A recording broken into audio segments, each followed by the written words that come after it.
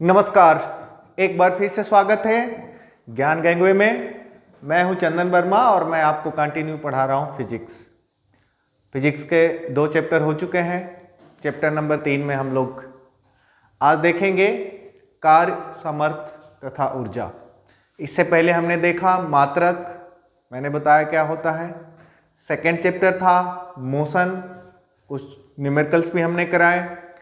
आज हमारा चैप्टर है कार्य, सामर्थ्य तथा ऊर्जा, वर्क, पावर एंड एनर्जी। एक एक चीज़ों पे हम डिस्कस करेंगे, देन कुछ न्यूमेरिकल्स करेंगे और आपको इतना बताया जाएगा, इतना आप इस लेक्चर से इतना तो समझ ही जाएंगे कि उससे रिलेटेड कुछ क्वेश्चंस आते हैं। कोई भी क्वेश्चंस आता है तो आप भटकेंगे नहीं, आप दिमाग में कि मैंने देखा नहीं, पढ़ा नहीं, समझा नहीं। तो आज हम देखते हैं चैप्टर नंबर 3, कार्य, ऊर्जा एवं शक्ति, वर्क, एनर्जी एंड पावर। यह भी कह सकते हैं कार्य, सामर्थ्य तथा ऊर्जा, वर्क, पावर एंड एनर्जी। इसमें सबसे पहले हम देखेंगे कार्य। कार्य कह रहा है बल तथा बल की दिशा में विस्थापन का गुणनफल ही कार्य कहलाता है, या फिर यह भी कह सकते हैं कि बल के दिशा में किसी वस्तु को विस्थापित कर देने की प्रक्रिया भी कार्य ही होती है, लेकिन यहां पे गुणनफल करना पड़ेगा। इसलिए कार्य की परिभाषा में कहता है कि बल तथा बल की दिशा में विस्थापन का गुणनफल कार्य कहलाता है। यदि मान लीजिए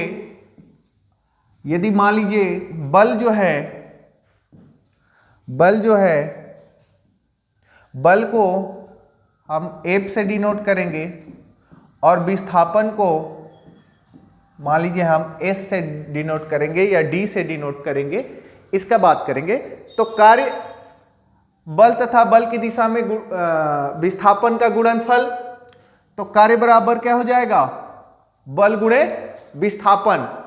कार्य को यदि हम W मान लेते हैं, बल को F तो गुणे S। S जो है आपका क्या है, S जो है विस्थापन है, ठीक है। S जो है विस्थापन है। S या फिर इसको हम D भी कभी कभी करते हैं। D मतलब डिस्प्लेसमेंट, ठीक है। अभी देखते हैं, चूंकि यहां पे बल एक सदिश राशि है और विस्थापन भी क्या है, एक सदिश राशि है, याद रखेंगे। और सदिश का गुणनफल सदिश से हुआ तो आप सोचेंगे कि सदिश राशि होगा, नहीं, कार्य एक अदिश राशि है। कार्य क्या है, एक अदिश राशि है। इसका जो एसआई मात्रक क्या होता है, जूल होता है। एसआई मात्रक क्या होता है, जूल होता है। और कार्य यदि एंगल पे हो, थीटा कोण पे, जिसे मान लीजिए कि आपको कहीं लैडर पे चढ़ाना है कुछ सामान, थीटा एंगल पे हो, या फिर ऊपर से नीचे गिराने हैं, दैट टाइम दिस पोजीशन में क्या होगा, मान लीजिए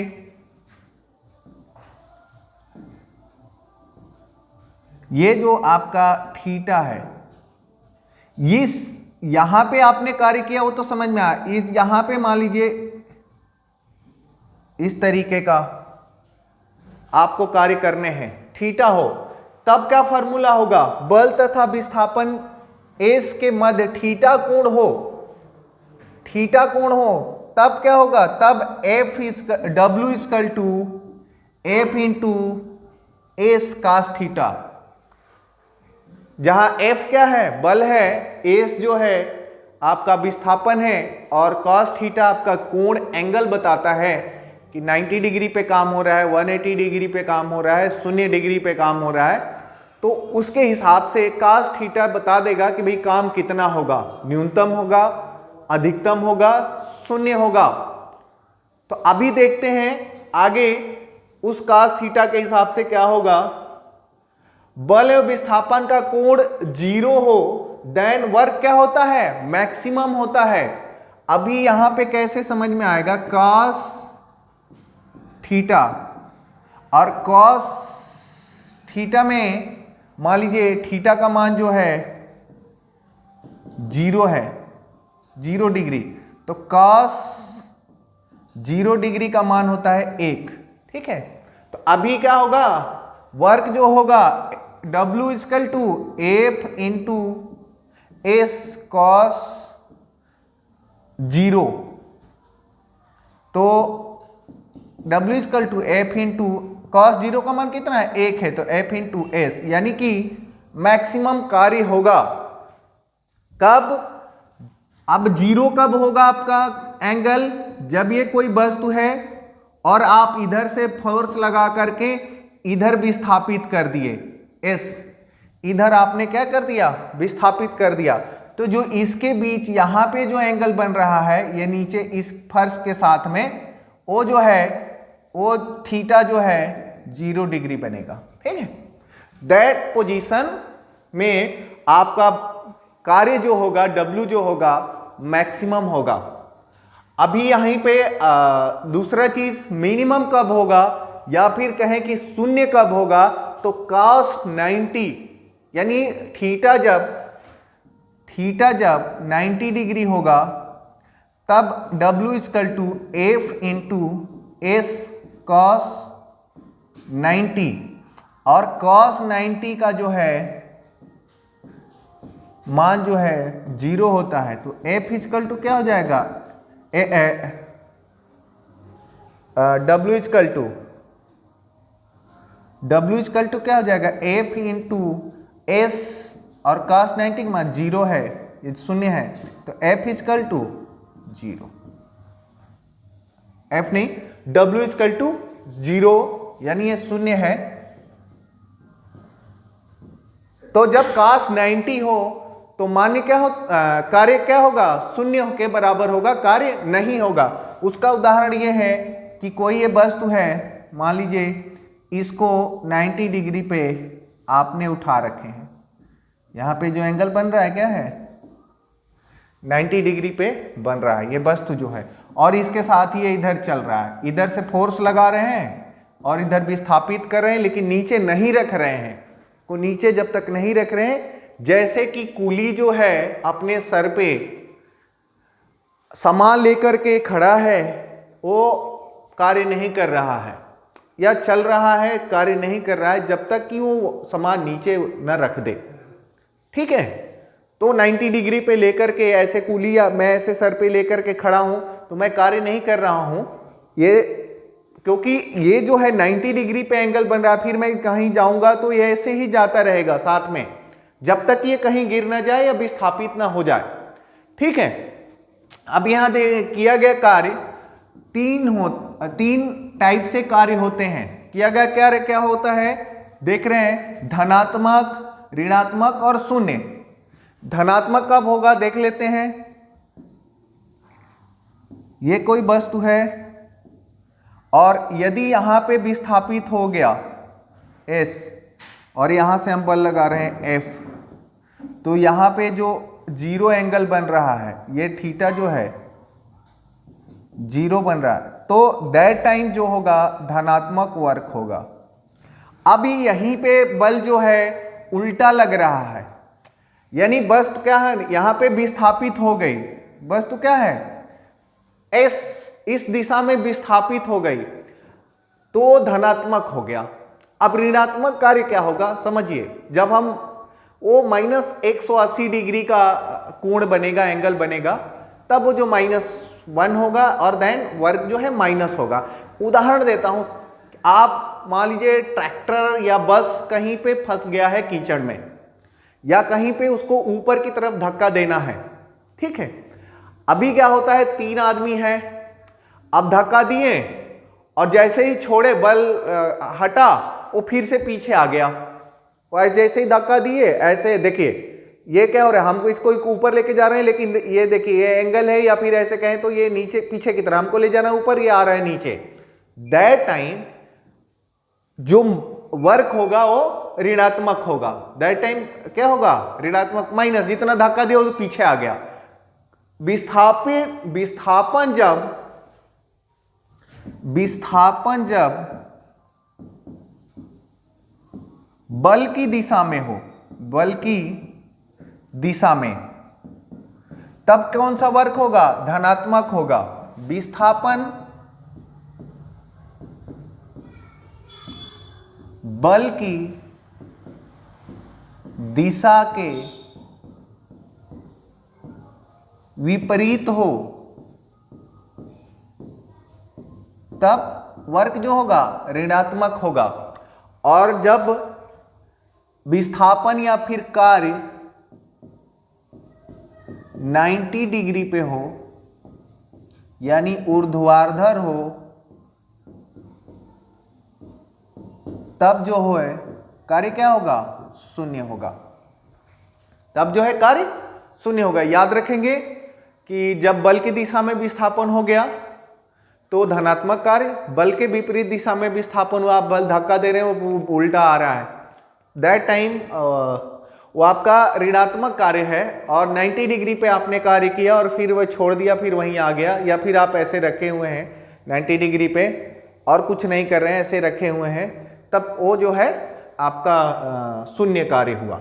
ठीक है, ये 3 तरीके का कार्य होता है। अब आगे ऊर्जा।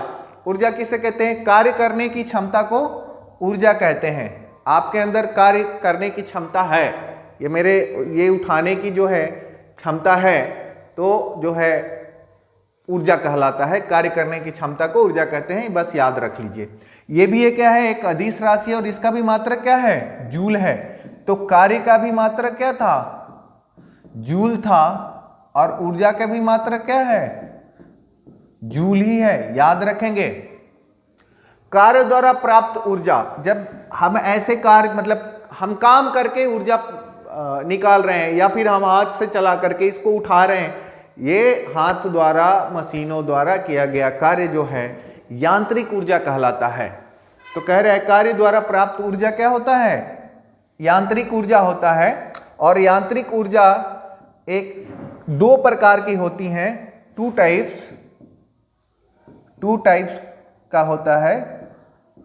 1 गतिज ऊर्जा काइनेटिक एनर्जी, और दूसरा होता है स्थितिज ऊर्जा जो है पोटेंशियल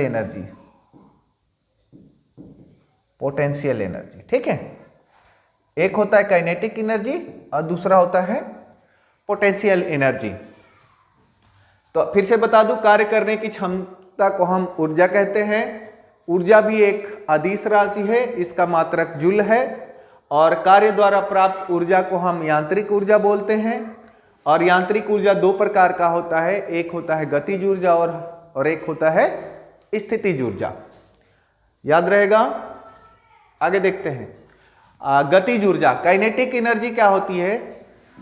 गति के कारण कह सकते हैं, गति के कारण कार्य करने की जो क्षमता होती है, गति के कारण जो कार्य करने की जो क्षमता होती है वो गतिज ऊर्जा होता है सीधे में। और इसका जो फार्मूला होता है, यदि कोई m द्रव्यमान का वस्तु v वेग से चल रही है तब उसका जो काइनेटिक एनर्जी होगा k = 1/2 mv²। ये आप याद रख लो, k = 1/2 mv²।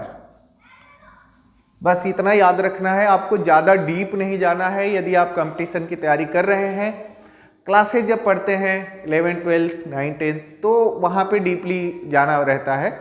यहाँ पे जस्ट आपको समझना है कि काइनेटिक एनर्जी k = 1/2 mv²। यदि 2 पिंड हैं और उनका गतिज ऊर्जा समान है, यदि 2 पिंड है और यदि उनका गतिज ऊर्जा समान है, अधिक द्रव्यमान और कम वेग जब होगा, कोई वस्तु अधिक द्रव्यमान का है और उसका कम वेग है तो, लेकिन गतिज ऊर्जा समान है, तब पिंड का जो संवेग होगा वो अधिक होगा। जो पिंड का जो संवेग है वो अधिक होगा। याद रखेंगे, पॉइंट नोटेट कर लें, ऐसे ही पूछता है। स्थितिज ऊर्जा क्या है? Potential energy. किसी वस्तु में विशेष अवस्था या स्थिति के कारण कार्य करने की जो क्षमता होती है उसको जो है हम स्थितिज ऊर्जा कहते हैं। अभी इससे पहले हमने जो बात किया था रिगार्डिंग गतिज ऊर्जा काइनेटिक एनर्जी का एग्जाम्पल्स जो है, आपने तीर धनुष देखा होगा जब तीर धनुष चलाते हैं, तीर धनुष जब चलाते हैं, तीर धनुष जो चलाते हैं, इसका जो उदाहरण कर सकते हैं,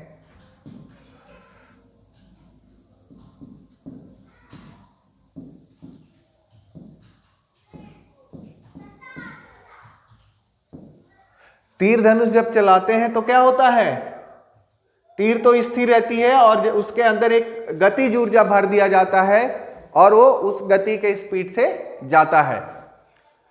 तो वहां पे पहले स्थितिज ऊर्जा रहती है और उस स्थितिज ऊर्जा को गतिज ऊर्जा में चेंज होता है। अब यह स्थितिज ऊर्जा कैसा होता है, बांध बनाकर इकट्ठा किए गए पानी की ऊर्जा, बांध बनाकर इकट्ठा किए गए जो पानी की ऊर्जा होती है, स्थितिज ऊर्जा होती है। घड़ी की चाबी में संचित ऊर्जा, घड़ी की चाबी में क्या कर देते हैं, घड़ी की चाबी बैटरी लगी रहती है, चाबी उसमें रहता है, घुमा दिया फिर वो चलता रहता है। तनी हुई स्प्रिंग या कमानी की ऊर्जा, तनी हुई स्प्रिंग या कमानी की जो ऊर्जा जो होती है वो स्थितिज ऊर्जा होती है। वो कौन सी स्थितिज ऊर्जा, कौन सी ऊर्जा होती है, स्थितिज ऊर्जा होती है। धनुष से निकला हुआ बाण का जो जा रहा है वो गतिज ऊर्जा है। अब चिड़िया जो है, पक्षी उड़ रहा है आकाश में, पक्षी जो है, पक्षी आकाश में उड़ रहा है, आकाश में उड़ रहा है। इस स्थिति में पक्षी के अंदर कौन सी ऊर्जा है, ये आपको बताना है। पक्षी आकाश में उड़ रहा है, इस स्थिति में पक्षी के अंदर कौन सा ऊर्जा है, तो याद रखेंगे इस स्थिति में पक्षी के पास स्थितिज ऊर्जा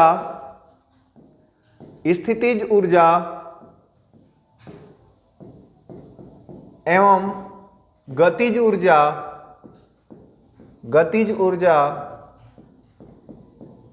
दोनों है। क्या होंगे, पक्षी यदि आकाश में उड़ रहा है तो उसके अंदर कौन सा ऊर्जा होगा, तो आप ऑप्शन आएगा, तो आप ये नहीं कि उड़ रहा है तो मतलब कि उसके अंदर ओनली गतिज ऊर्जा है, काइनेटिक एनर्जी है, उसके अंदर पोटेंशियल एनर्जी भी है, तभी वो उतनी आकाश में उड़ रहा है और गति भी कर रहा है। हम लोग दौड़ रहे हैं, ये भी एक टाइप का एग्जाम्पल हो गया, हमारे अंदर एक पोटेंशियल एनर्जी भी है और दौड़ रहे हैं, दौड़कर एनर्जी दिखा रहे हैं, तो वहाँ पे गतिज ऊर्जा हो गई।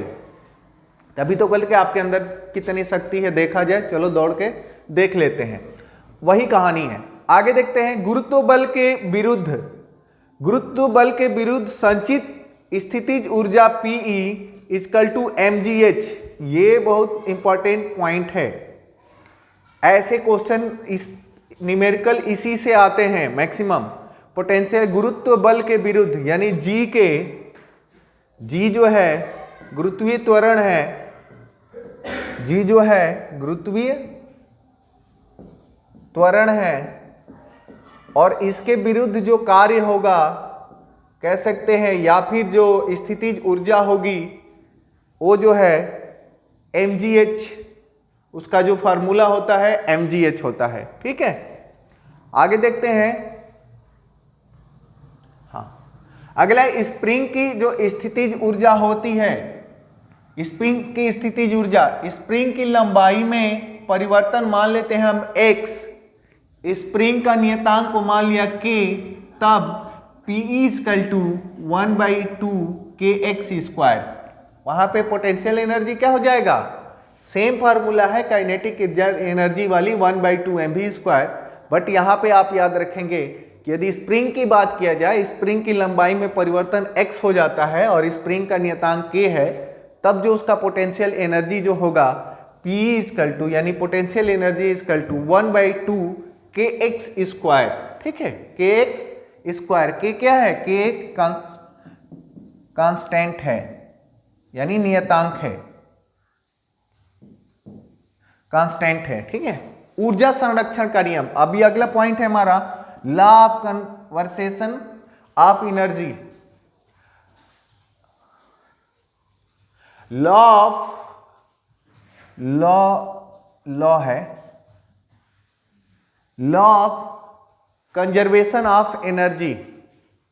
ऊर्जा संरक्षण का नियम क्या बोलता है? ऊर्जा ना तो नष्ट की जा सकती है और ना ही पैदा किया जा सकता है। ऊर्जा ना तो नष्ट किया जा सकता है और ना ही पैदा किया जा सकता है। एक रूप से दूसरे रूप में परिवर्तन होता है। ऊर्जा एक रूप से दूसरे रूप में परिवर्तित होता है। याद रखेंगे, ऊर्जा संरक्षण क्या बोलता है कि ऊर्जा ना तो पैदा की जा सकती है और ना ही नष्ट किया। जितना लुप्त होता है उतना ही दूसरे रूप में प्राप्त हो जाता है। जितना लुप्त होता है उतना ही हमें दूसरे रूप में प्राप्त हो जाता है। जैसे कोयला है या फ्यूल है या कुछ भी ऐसा चीजें हैं, तो कहीं ना कहीं इस रूप से दूसरे रूप में चेंज होते रहते हैं। विश्व की संपूर्ण ऊर्जा का परिमाण स्थिर है। विश्व की जो संपूर्ण ऊर्जा है उसका जो मान है वो स्थिर है। अब इसमें एक पॉइंट आता है, अल्बर्ट आइंस्टीन ने एक समीकरण दिया, एक समीकरण दिया E = mc², जहां C जो है निर्वात में प्रकाश का चाल है। याद रखेंगे, तो किसी वस्तु का यदि जहां C निर्वात में प्रकाश की चाल और m जो है द्रव्यमान है, m जो है द्रव्यमान है। आगे देखेंगे, समझना है। तो किसी m द्रव्यमान का वस्तु का हमें ऊर्जा का परिमाण निकालना हो, दैट टाइम हम जो समीकरण लगाएंगे E = mc²।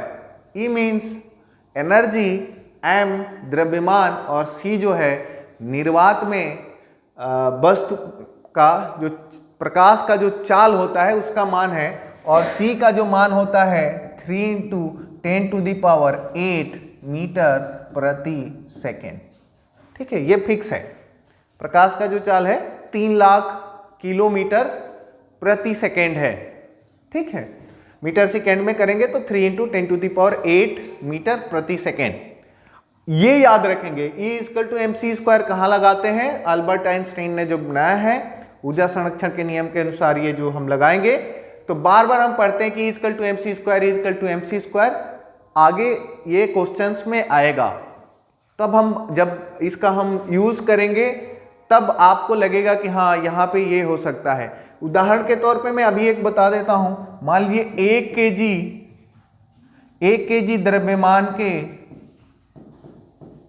द्रव्यमान के वस्तु का ऊर्जा कितना होगा?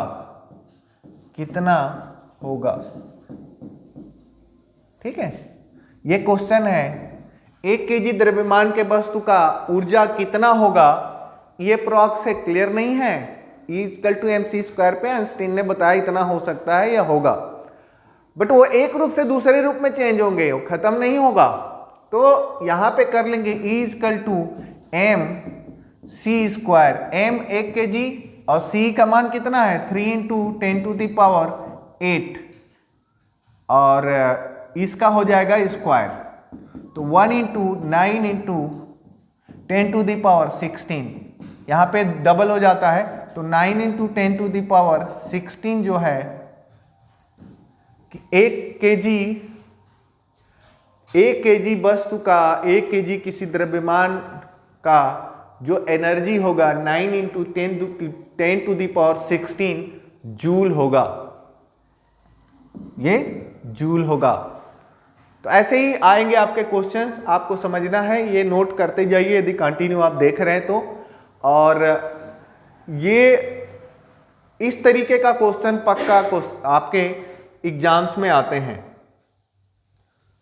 आगे देखते हैं, अगला है ऊर्जा का रूपांतरित करने के कुछ उपकरण है। ऊर्जा रूपांतरित कैसे होता है, या कोई वस्तु है एक रूप से दूसरे रूप में उसको उस ऊर्जा को रूपांतरित कर देता है। तो आज हम देखेंगे कुछ है पॉइंट्स। डायनेमो जो है यांत्रिक ऊर्जा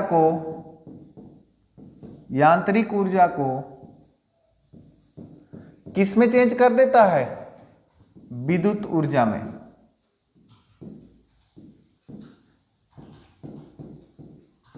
डायनेमो किसको क्या करता है? यांत्रिक ऊर्जा को विद्युत ऊर्जा में। अभी मोमबत्ती क्या करता है? रासायनिक ऊर्जा को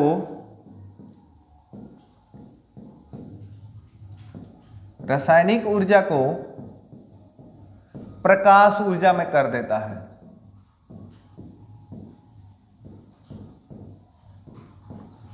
ठीक है। माइक्रोफोन क्या करता है?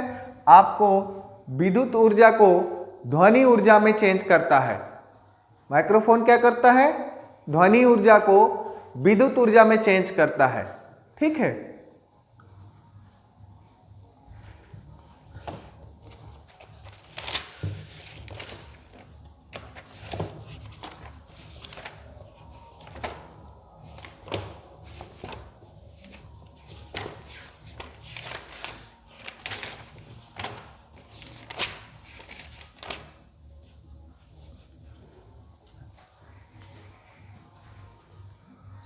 हाँ, मोमबत्ती रासायनिक ऊर्जा को प्रकाश ऊर्जा में चेंज करता है।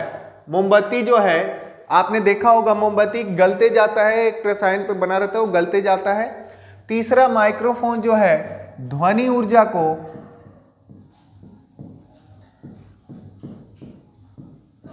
किस में चेंज कर देता है? विद्युत ऊर्जा में चेंज कर देता है।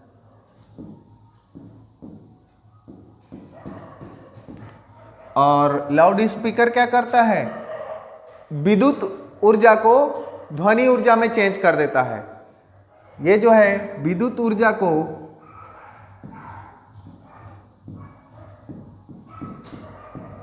ध्वनि ऊर्जा में चेंज करता है। सोलर सेल क्या करता है? सौर ऊर्जा को विद्युत ऊर्जा में चेंज करता है। सोलर सेल क्या करता है? सौर ऊर्जा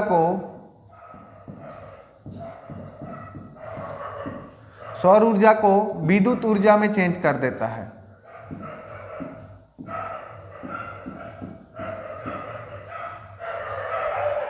ट्यूबलाइट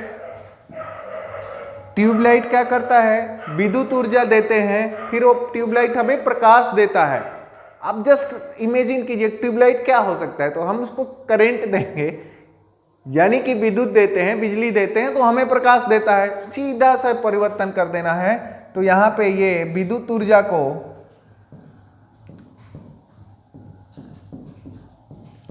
प्रकाश ऊर्जा में चेंज कर देता है।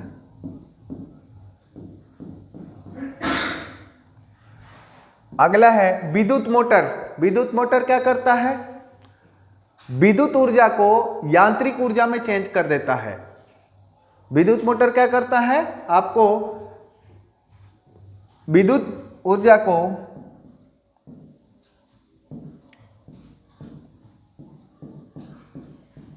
यांत्रिक ऊर्जा में चेंज कर देता है।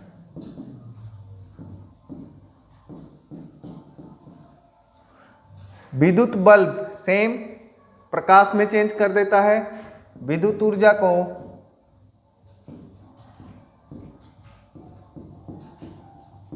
प्रकाश ऊर्जा में चेंज करता है।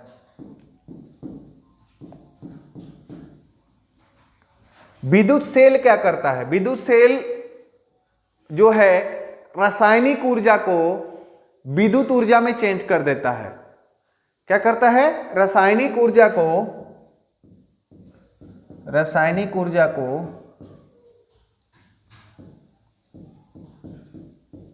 विद्युत ऊर्जा में चेंज कर देता है। और सितार क्या करता है? यांत्रिक ऊर्जा को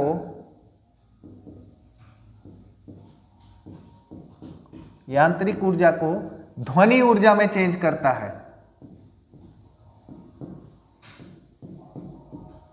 हाँ देखिए, यांत्रिक ऊर्जा क्या है? सितार बजाते हैं, हाथ से बजाते हैं। हाथ हमारा एक यांत्रिक ऊर्जा है, कार्य है। और फिर उससे ध्वनि निकलता है। तो क्या हुआ, यांत्रिक ऊर्जा को उसने क्या किया, ध्वनि ऊर्जा में बदल दिया। तो ये आप नोट्स कर लीजिए और याद रखना है और थोड़ा सा दिमाग लगाना है कि डायनेमो क्या हो सकता है। कभी ऐसा क्वेश्चन आता है कि मोमबत्ती कौन सा ऊर्जा देती है हमें, या उस किस प्रकार से ऊर्जा परिवर्तित करती है, तो आप बोलेंगे कि मोमबत्ती में जो है रासायनिक ऊर्जा होता है जो कि हमें प्रकाश ऊर्जा में प्राप्त होता है। ठीक है, तो हम जलाने का ध्वनि ऊर्जा जो है माइक्रोफोन ध्वनि ऊर्जा को विद्युत ऊर्जा में और लाउड स्पीकर विद्युत ऊर्जा को ध्वनि ऊर्जा में, सोलर सेल रासायनिक ऊर्जा को सौर ऊर्जा में कहें या फिर सौर ऊर्जा को विद्युत ऊर्जा में चेंज करके हमें देता है। ठीक है, ट्यूबलाइट विद्युत ऊर्जा को प्रकाश ऊर्जा में, विद्युत मोटर विद्युत ऊर्जा को यांत्रिक ऊर्जा में, और विद्युत बल्ब जो है विद्युत ऊर्जा प्रकाश ऊर्जा में, रासायनिक ऊर्जा जो है विद्युत सेल रासायनिक ऊर्जा इसमें देता है, सितार जो है यांत्रिक ऊर्जा और ध्वनि ऊर्जा में देता है। ठीक है, तो आगे देखते हैं।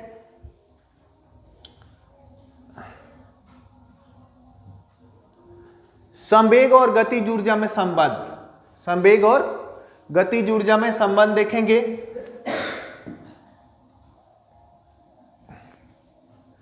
यदि मान लीजिए हमारा संवेग P = m × v है,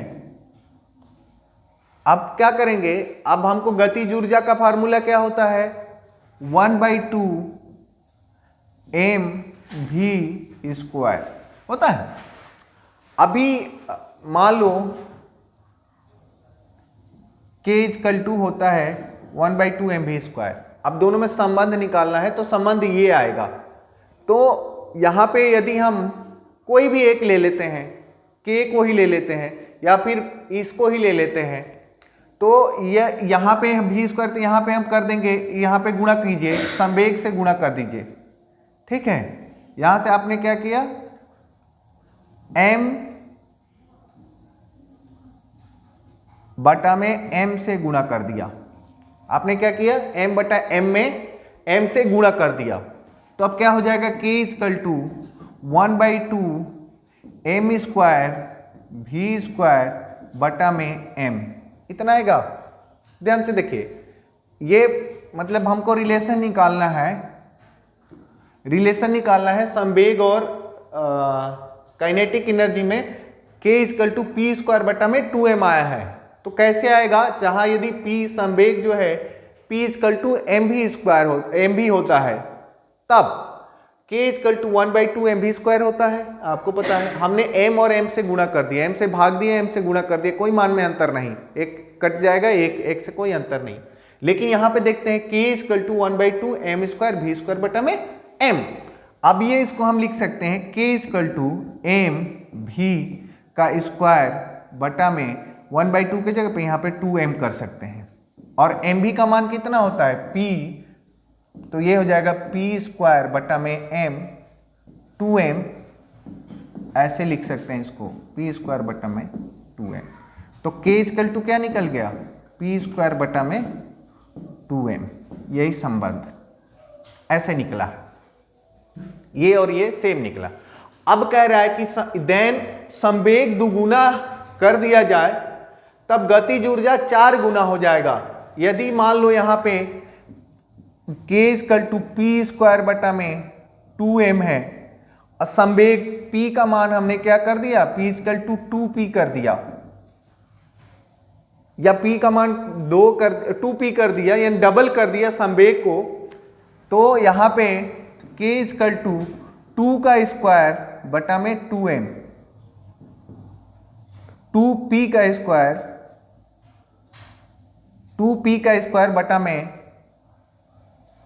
2m, तो ये हो जाएगा 4p² 2m। तो इसको ऐसे भी लिख सकते हैं, 4 × p² 2m, जो कि ये काइनेटिक एनर्जी का मान है। तो कह रहा है कि यदि संवेग, तब कह रहा है कि तब संवेग दुगुना कर दिया जाए तो गतिज ऊर्जा कितना हो जाएगा, 4 गुना हो जाएगा। यदि 3 गुना कर दिया जाए तो उसका होल स्क्वायर। अभी आपको याद रखना है, इस तरीके का क्वेश्चन आता है, सेम टाइम उस पे लगाने हैं और आपको पता चल जाएगा। 3 हो गया तो 9 गुना हो जाएगा गतिज ऊर्जा।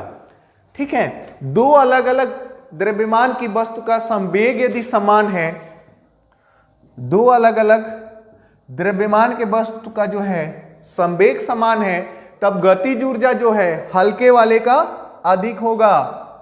जो गतिज ऊर्जा हो, यहाँ पे द्रव्यमान नीचे है तो ऑटोमेटिकली है कि बटा में है तो कम होगा तो उसका मान ज्यादा होगा, बटा में ज्यादा है तो उसका मान कम होगा।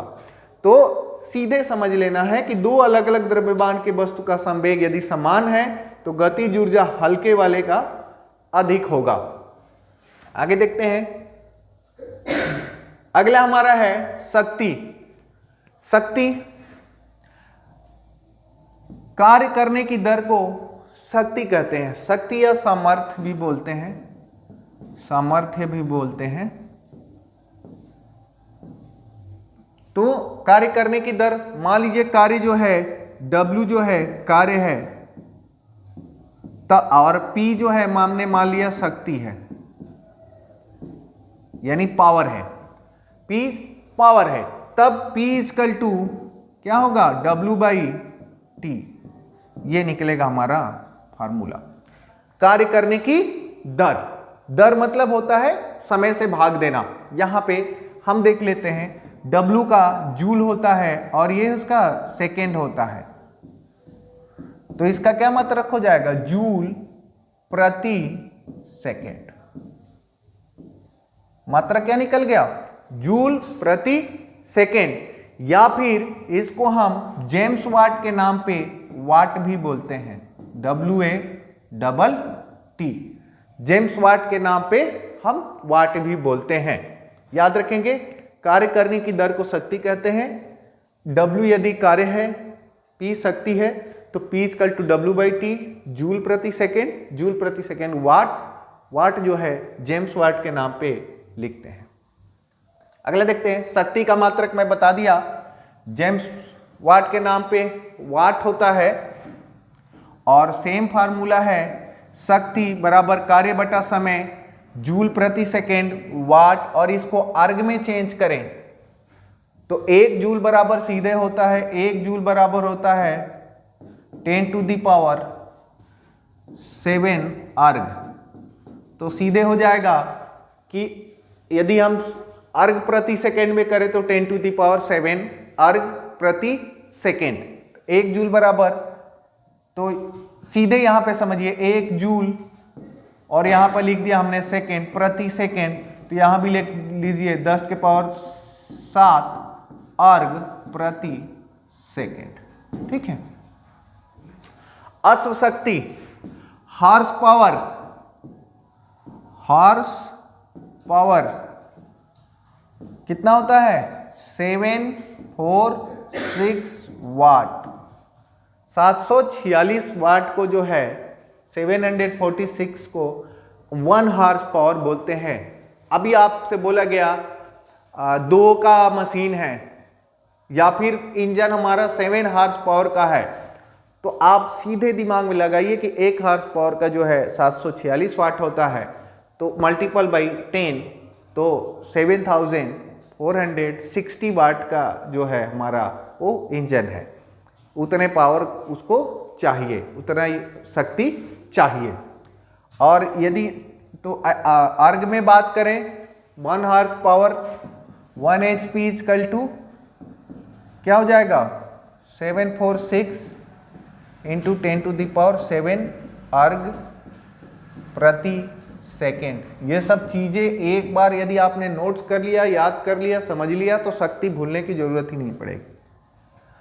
अभी है 1 किलोवाट बराबर होगा 1000 वाट होता है, और बटा में 746, तो ये जो होगा 134 डिवाइडेड बाई ऐसे करेंगे तो 134 जो है आपका HP, यानी 1 kilowatt, 1 kilowatt equal to 1.34 HP horse power.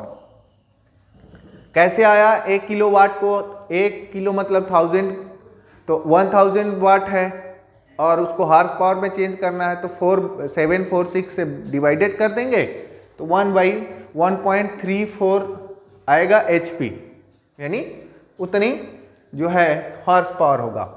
1 वाट प्रति सेकेंड, 1 वाट सेकेंड जो है जूल होगा।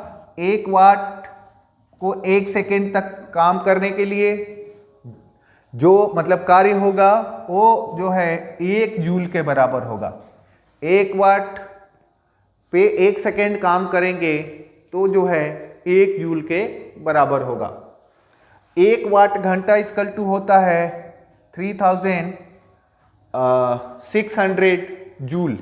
1 किलोवाट घंटा इक्वल टू क्वेश्चन मार्क। अब यहाँ देख लेते हैं 1 किलोवाट घंटा, 1 किलो का मतलब 10⁻³ वाट का मतलब वाट ही है और घंटा मतलब 1 घंटे में कितना होता है आपका जो है कितना सेकेंड होता है 3600 सेकेंड, यानी 3000 से तो इसको गुणा करेंगे तो हो जाए 3.6 इंटू 10⁻6 जूल।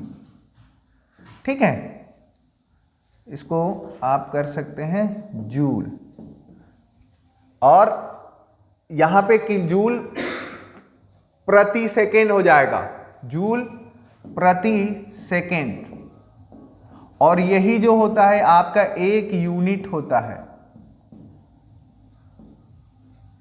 जो आप यूज करते हैं बिजली। 1 किलोवाट घंटा जितने देर में खत्म हुआ वो 1 यूनिट आपने यूज किया। यदि 10 रुपये का है 1 यूनिट, 100 रुपये का 1 यूनिट है, दैट टाइम आप जो है कितना पावर ले रहे हैं 3.6 इंटू 10⁻6 जूल प्रति सेकेंड या फिर 1 किलोवाट घंटा। ठीक है, अभी हम इतने चीजें हमने बात किया कार्य, ऊर्जा और समर्थ पे।